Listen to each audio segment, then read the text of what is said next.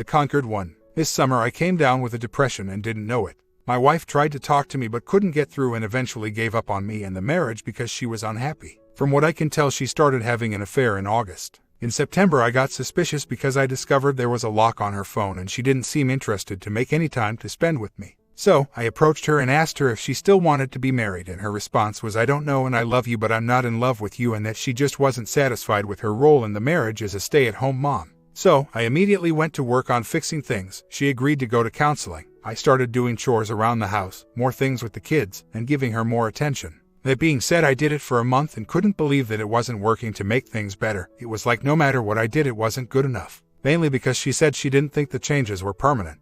In October, I managed to unlock her phone and discovered that she was having an affair. I confronted her immediately and she told me it was only physical, no emotional attachment, and that she had no problem breaking it off and working on the marriage. But when it came down to it, she couldn't break it off because she was afraid of hurting him. So she told me she was going to try the no-contact approach without actually breaking it off. Needless to say, this didn't happen. Over the next few months, she found more and more ways to go and see the other man. The other man even claimed to X himself a couple times, at which she felt responsible and the need to go and comfort and care for him. One of which she didn't come home until it was time for me to leave for work in the morning, and when she came home, she was proud of herself for doing the right thing. That was when I knew I need to do something more than just being a good husband and trying to show her how good I was. So, I went and filed for divorce, at first as a scare tactic, but also to show that this behavior wasn't acceptable. She reacted negatively because she wasn't ready for that yet, but it is what it is. This was at the end of November. I essentially gave her a month to break it off with the guy or show signs of working it out with me before I filed. Once I filed, she became more committed to getting divorced than I am. She started a job working third shift, so she's gone 5 nights a week for that. And for the last 6 weeks she's spent at least one night out of the house partying with the other man each weekend, where she doesn't come home until the morning.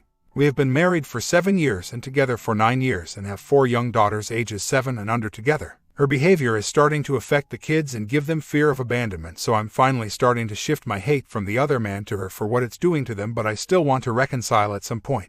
I know that I can't reconcile alone and that right now the possibility of that happening is bleak without getting divorced first, but that's still something I want.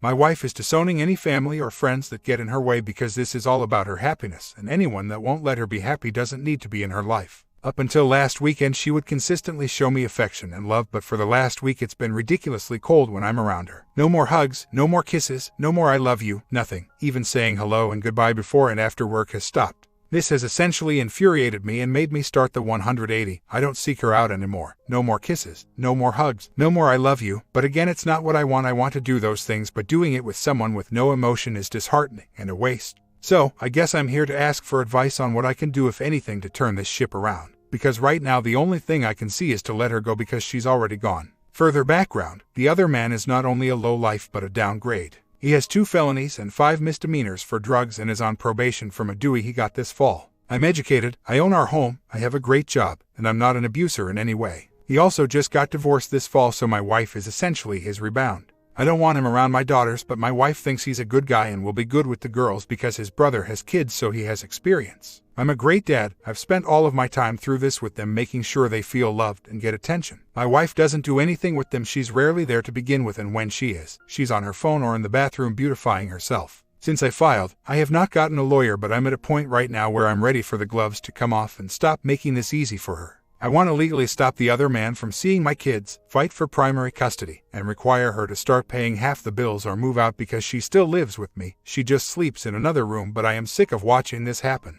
At first, I was afraid of being alone, but that fear has since left the building. I've taught myself that I'll be fine. I still believe the best life is with my wife, minus the other man and these selfish actions. But until that's an option, I've just been focusing on myself and the kids. I've lost weight, I work out or run regularly, I started going to gym, and I'm joining sports leagues to meet people and network. If anyone can give me some advice on what more I can do or should do, I would appreciate it. Ultimately, I want to put an end to this affair, but it looks like it's going to have to die naturally at this point.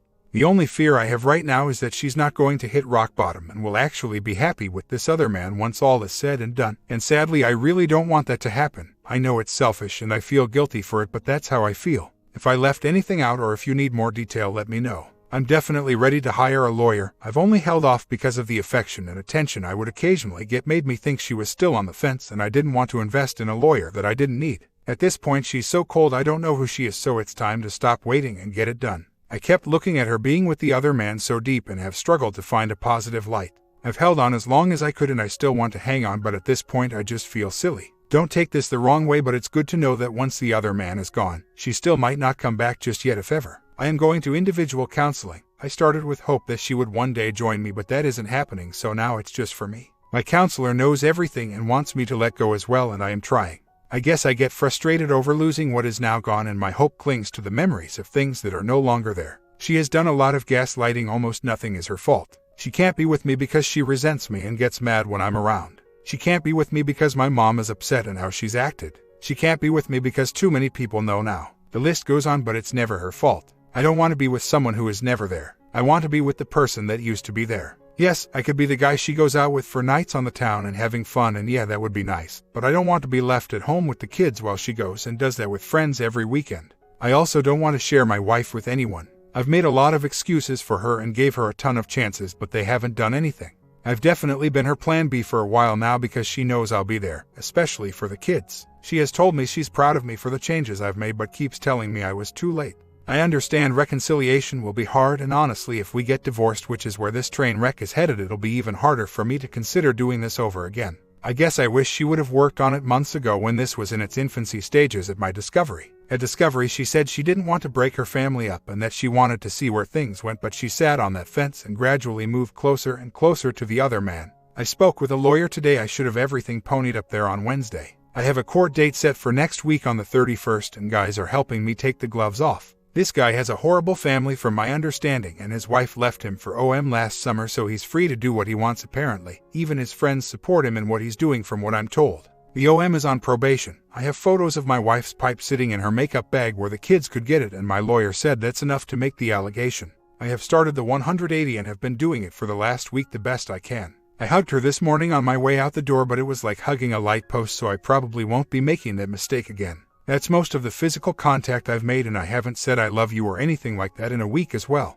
I have done everything I could think of on my end to show that I was an attractive option for her and work towards our, so it's not that I'm willing to be plan B. I'm more fighting a losing battle and have been holding back to make sure I didn't hurt the chances of our, but I'm at a point right now where the coldness is helping to motivate me to stop holding back. It sucks that that's what it took, but up until last week she would routinely show signs of still loving me. It wasn't all the time, but it was sprinkled, and if you know what I mean. I am the one that filed in response to her actions, and she was very upset by it, and I hated doing it, but I did it.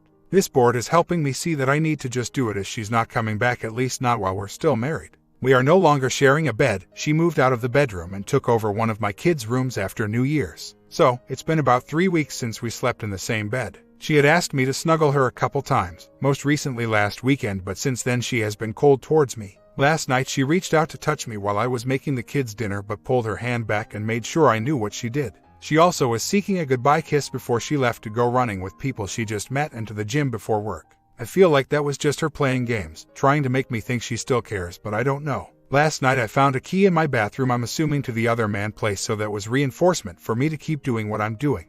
I'm still confused by her actions and am reluctant to do what I know I need to do because I don't want it to work against me down the road, but she has not given me any indication of wanting to stay in the marriage, and that's what I have to keep telling myself. Up until recently I have only gotten mad at the other man and have made excuses for her, whether it be the fog or her addiction to the affair, but since then my anger has started to shift towards her. I've done so much research trying to figure out what's going on in her head that I have ignored reality and what I've needed to do. We have court 1 week from today, and that will be a true test for me. A test to do what I know I need to do and not back down when she starts to attack me to get me to fold.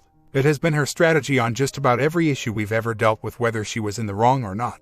I've never wanted to see my family broken like this and don't want to sweep this under the rug, but I don't want it to define my future either. Whether that be with her or without her, Lord knows I'm going to have to see her regularly for many, many years. It's interesting to hear others say she checked out long before she cheated, as she has said the same thing. She's also said I deserve better than her. I know I'm going to be fine without her, maybe even better off. I guess at this point I wanted to make sure I couldn't look back and think I didn't do everything I could to fix things. I'm an engineer by trade, and fixing things is what I do for a living, so that mentality has carried over into this situation. I guess my fear is that my actions in court, doing what I know I need to do, will be used in the sense of gaslighting, and it's very difficult to determine what gaslighting is and what is real at this point.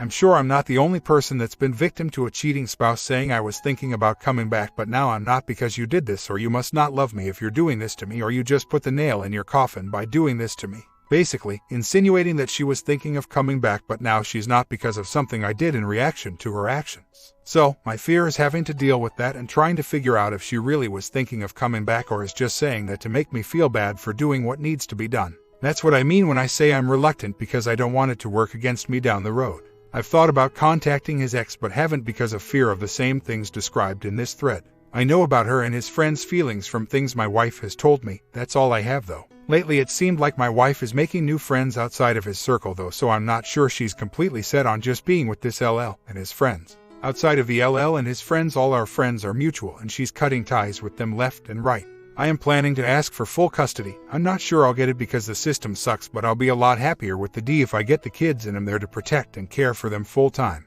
I believe that everything happens for a reason. The only possible thing I can think of in this case is to make me be a better father and husband, as it has motivated me to be more active with the kids, not just outside the home but inside as well. I've always been the fun parent and have since started doing more of the chores around the house, and even though it started as trying to get her back, it's prepared me for life without her. I'm not a loser for wanting to I may be dumb for wanting it, but I don't see it as being a loser. I know deep down that it's over for this marriage as it stands, and if there is ever a future together, it won't be for a good long while after the dust settles and she sees what life is like without me, or that she isn't going to find anyone better for the kids or her from a support standpoint. And until she sees that, she's putting the kids at risk, and that sucks. I also know even if I want to I can't do it alone as she keeps going further and further away from the marriage. The lawyer said I have enough to make an allegation in court and get a test order issued, so no, I haven't considered a pie. I've also been told his record is enough to request a motion be issued to prevent him from contact with the kids. My goals right now are to keep the other man from my kids and get her to start paying half the bills for the house or leave.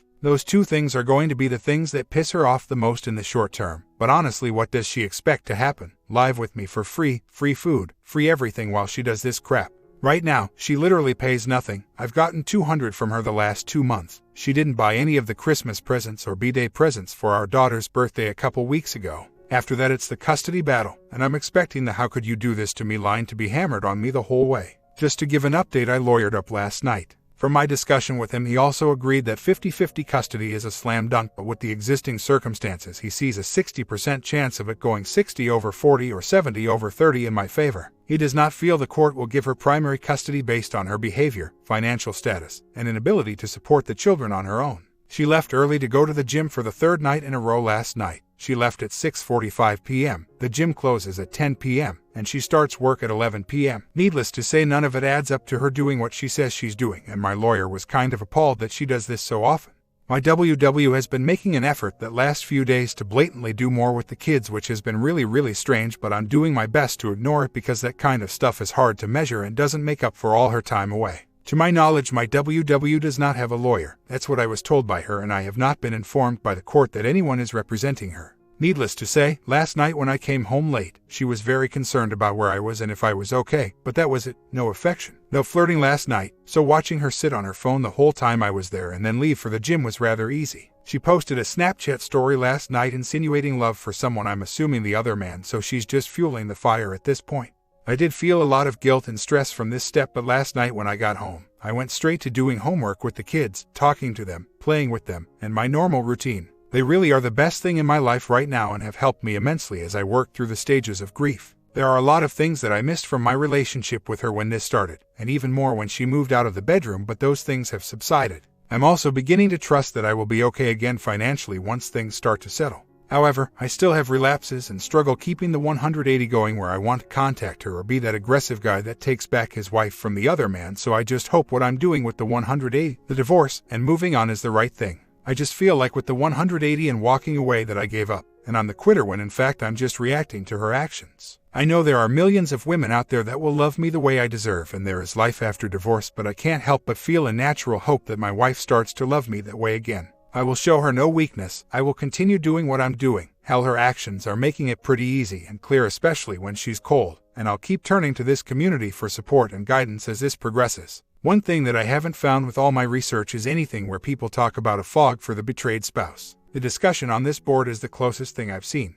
The fog I'm referring to is similar to their affair fog, but for the betrayed spouse it basically makes them ignore or discount the actions of the wayward spouse and finds a way to either forgive or forget about their actions quickly. I personally have had crap happen weekly, sometimes daily, where I know my WW is with the other man but have found that I either forget about it, ignore, or act like it happened eons ago in order to keep hope alive and keep trying to win the pick-me dance. I just thought it was interesting and worth sharing. If anyone has any resources on this that they want to share, I would appreciate it. If not, I definitely think someone should write about it if they have the means, as it would have helped me significantly if I found it early on. Everything I found was that cheating doesn't have to mean the end of your relationship. How to reconcile. They all assumed the wayward spouse wanted to and only gave instructions from that point, and everything just kind of fed the hope monster. When I'm on this board and you all paint her to be a monster or me to be weak and you exaggerate, it makes me think a little harder and helps fight the fog, as I'm not weak. I feel like a really strong stand-up dude and won't take from anyone when it comes to day-to-day life, so naturally, I want to stand up for myself and prove you wrong.